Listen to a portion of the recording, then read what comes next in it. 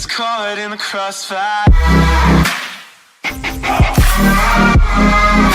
It's caught in the रहमतुल्लाहि व बरकातुहू। खुश आमदीद हमारे चैनल माइंड नॉलेज पर।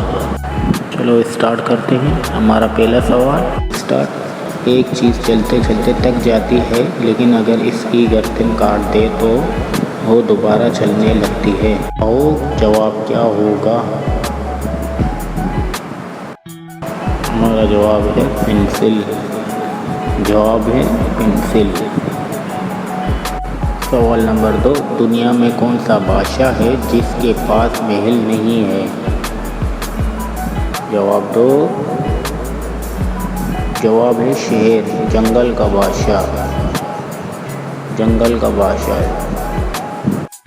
हमारा तीसरा सवाल है, वो कौन सी जगह है जहाँ जाते तो 10 लोग हैं लेकिन वापस 9 लोग आते हैं? जवाब।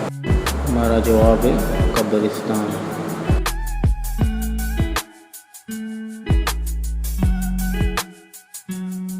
अगला सवाल, इस चीज़ का नाम बताए जो जिंदा हो तो दफना देते हैं और मर जाए तो निकाल लेते हैं? हमारा जवाब है पौधा। देखने के लिए हमारी चैनल को सब्सक्राइब करें और लाइक करें।